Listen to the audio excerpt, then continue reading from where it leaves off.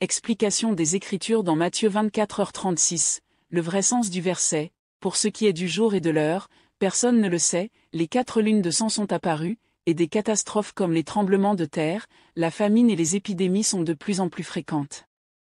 Fondamentalement, les prophéties du retour du Seigneur sont accomplies, et certains ont témoigné en ligne, de façon visible, qu'il est déjà venu. Certains frères et sœurs sont perplexes, car il est clairement écrit dans la Bible, pour ce qui est du jour et de l'heure, personne ne le sait, ni les anges des cieux, ni le Fils, mais le Père seul, Matthieu 24h36. Comment peuvent-ils savoir que le Seigneur est revenu? Est-il réellement de retour? Que devons-nous faire pour pouvoir l'accueillir? Échangeons ensemble sur cette question. Pour ce qui est du jour et de l'heure, personne ne le sait, qu'est-ce que cela signifie? Certains frères et sœurs, se fondant sur le verset de la Bible, pour ce qui est du jour et de l'heure, personne ne le sait, croient que lorsque le Seigneur reviendra, personne ne le saura. C'est pour cela qu'aucun d'entre eux n'accorde de crédit aux déclarations de ceux qui répandent la nouvelle du retour du Seigneur, ni n'en tient compte. S'agit-il là d'une juste compréhension? Est-ce conforme à la volonté du Seigneur? Le Seigneur Jésus a un jour annoncé, au milieu de la nuit, on cria, « Voici l'époux, allez à sa rencontre. » Matthieu 25, 6. Voici, je me tiens à la porte, et je frappe. Si quelqu'un entend ma voix et ouvre la porte, j'entrerai chez lui, je souperai avec lui, et lui avec moi, Apocalypse 3h20. D'après cet extrait de l'Écriture, on peut voir que le Seigneur, à son retour dans les derniers jours, frappera à nos portes avec ses paroles, et fera même en sorte que nous sortions pour l'accueillir au cri de « L'époux arrive ». Sachant que certains nous annoncent la nouvelle du retour du Seigneur, cela nous montre qu'à sa venue, il avertira les hommes à coup sûr. De façon évidente, il est totalement erroné de croire que, pour ce qui est du jour et de l'heure, personne ne le sait, signifie que personne n'apprendra la venue du Seigneur quand elle se produira. Par conséquent, comment, au juste, devons-nous interpréter ce passage de l'Écriture? Nous pouvons relier ces versets, instruisez-vous par une comparaison tirée du figuier. Dès que ses branches deviennent tendres, et que les feuilles poussent, vous connaissez que l'été est proche. De même, quand vous verrez toutes ces choses, sachez que le Fils de l'homme est proche, à la porte. Je vous le dis en vérité, cette génération ne passera point, que tout cela n'arrive. Le ciel et la terre passeront, mais mes paroles ne passeront point. Pour ce qui est du jour et de l'heure, personne ne le sait, ni les anges des cieux, ni le Fils, mais le Père seul, Matthieu 24, 32-36. C'est pourquoi, vous aussi, tenez-vous prêts, car le Fils de l'homme viendra à l'heure où vous n'y penserez pas, Matthieu 24h44. Et il est écrit dans l'Apocalypse 3h3, « Si tu ne veilles pas, je viendrai comme un voleur, et tu ne sauras pas à quelle heure je viendrai sur toi. » Ces passages utilisent des augures du retour du Seigneur. Ils mentionnent que « le Fils de l'homme vient » et précise « comme un voleur ». Le « Fils de l'homme » fait bel et bien référence à Dieu incarné, le corps spirituel ne peut pas être appelé le Fils de l'homme. Seul quelqu'un comme le Seigneur Jésus l'Esprit de Dieu fait chair, qui est venu parmi les humains accomplir une œuvre très concrète, qui possède une humanité normale peut être appelé le Fils de l'homme. Comme un voleur, signifie venir furtivement et en secret. Il est donc évident que le retour du Seigneur consiste à descendre secrètement dans la chair en tant que Fils de l'homme. Sachant qu'il descend en secret, nous ne le reconnaîtrons pas facilement, car le jour et l'heure où Dieu se manifestera en tant qu'incarnation dans la chair sont inconnus de tous. En effet, pour ce qui est du jour et de l'heure, personne ne le sait, signifie que personne ne connaît l'heure exacte du retour du Seigneur. Cependant, quand il sera venu parler et œuvrer, il y aura à coup sûr des gens qui le sauront, et c'est là que nous devons nous réveiller. Quand nous entendons des gens diffuser l'évangile du retour du Seigneur, nous devons chercher et enquêter, ainsi seulement, nous pouvons accueillir le Seigneur et souper avec lui. Or, en ce moment, non seulement nous ne sommes pas éveillés, mais nous n'allons pas chercher ni enquêter quand nous entendons d'autres personnes répandre la nouvelle du retour du Seigneur. Par conséquent, ne nous sommes-nous pas mépris concernant la volonté du Seigneur? Lisons 2 autres extraits des paroles de Dieu, et nous comprendrons ces passages de l'Écriture. Dieu Tout-Puissant a dit, à l'orée du jour, à l'insu de toutes les multitudes dans l'humanité, Dieu est venu sur terre et a commencé sa vie dans la chair. Les gens ignoraient la venue de ce moment. Ils étaient peut-être tous endormis, beaucoup de ceux qui étaient bien réveillés étaient peut-être en attente, et beaucoup priaient peut-être silencieusement Dieu qui est au ciel.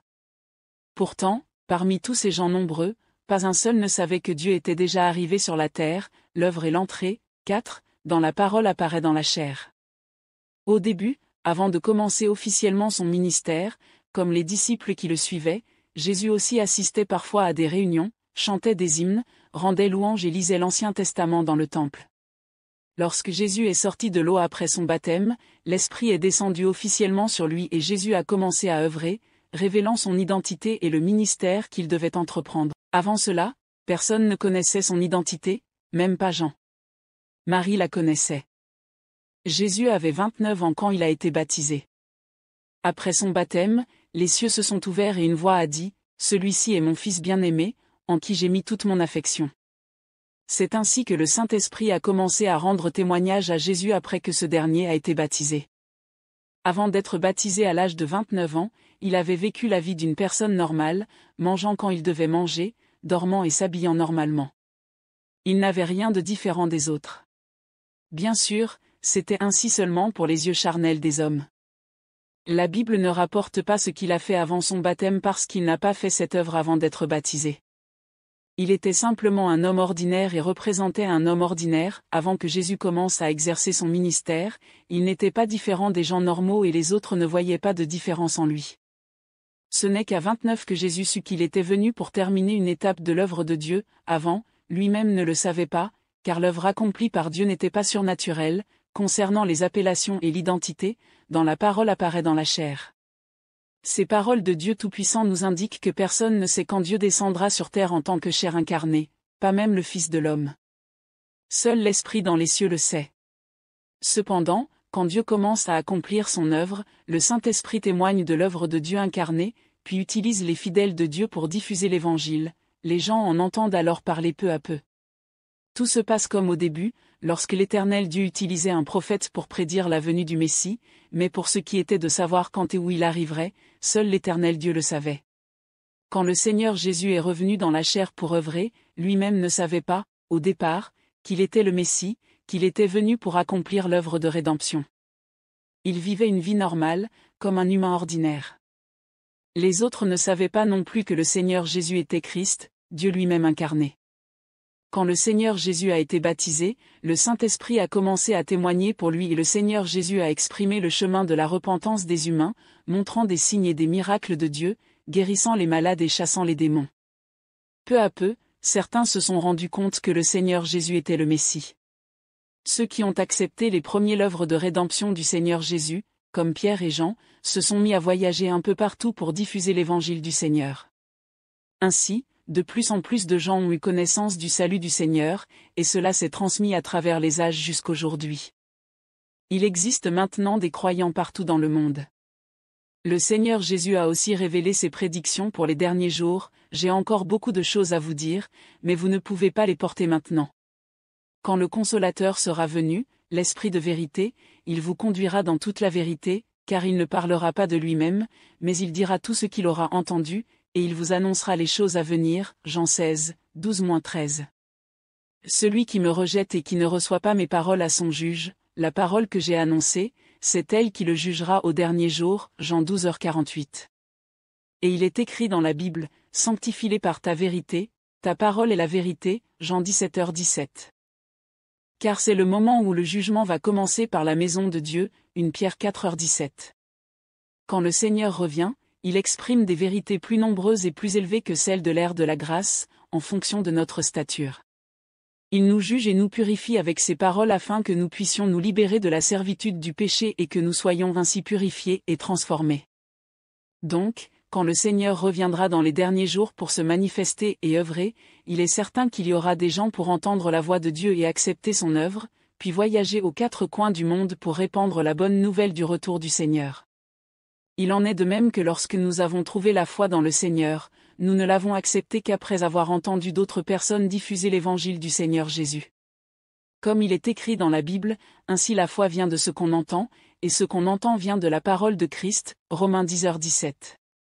Par conséquent, quand nous entendons la nouvelle du retour du Seigneur, nous ne devons absolument pas le rejeter aveuglément, nous devons chercher avec un esprit ouvert, lorsque nous entendons la voix de Dieu, et en l'acceptant et en nous soumettant, nous l'accueillerons.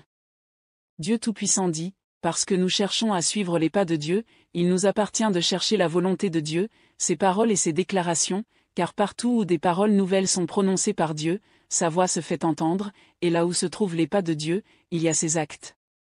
Là où il y a expression de Dieu, il y a apparition de Dieu, et là où Dieu apparaît, la vérité, le chemin et la vie existent. En cherchant les pas de Dieu, vous avez ignoré les paroles, Dieu est la vérité, le chemin et la vie.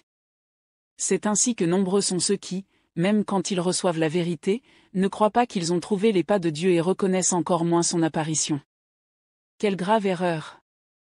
L'apparition de Dieu a apporté une nouvelle ère, dans la parole apparaît dans la chair. Chaque jour à 17h et 20h, apprenez à connaître Dieu à travers notre étude biblique gratuite en ligne. Rejoignez-nous via le lien WhatsApp dans le profil. Dans le monde entier, il n'y a que l'Église de Dieu Tout-Puissant qui témoigne ouvertement que le Seigneur est revenu, c'est-à-dire, que Christ des derniers jours, Dieu Tout-Puissant, a exprimé de nombreuses vérités et a accompli l'œuvre du jugement et de la purification des hommes. Une vaste majorité des déclarations de Dieu Tout-Puissant sont écrites dans le livre La parole apparaît dans la chair. Les paroles de Dieu ont élucidé tous les aspects de la vérité. Elles exposent clairement les mystères des incarnations de Dieu, les vérités cachées de la Bible, l'objet du plan de gestion de 6000 ans de Dieu pour l'humanité, les différences entre son œuvre et le travail de l'homme, ainsi que la manière dont il juge et purifie les hommes, la manière dont les gens doivent le connaître, la manière dont il détermine la fin et la destination de chaque être humain, et ainsi de suite. Ces vérités sont toutes liées à l'œuvre de Dieu, ce sont autant de mystères qui nous indiquent clairement le chemin du salut. Nous devons nous mettre à chercher pour voir si c'est vraiment le Saint-Esprit disant aux églises et si c'est vraiment Dieu des derniers jours accomplissant son œuvre du jugement en commençant par sa maison. C'est ainsi que nous pouvons vérifier si Dieu Tout-Puissant est vraiment le Seigneur Jésus revenu. J'ai la conviction que dans la mesure où nous aspirons à chercher, Dieu nous guidera pour accueillir le retour du Seigneur. En effet, comme l'a dit le Seigneur Jésus, heureux les pauvres en esprit, car le royaume des cieux est à eux. Matthieu 5h3. Chaque jour à 17h et 20h, apprenez à connaître Dieu à travers notre étude biblique gratuite en ligne. Rejoignez-nous via le lien WhatsApp dans le profil.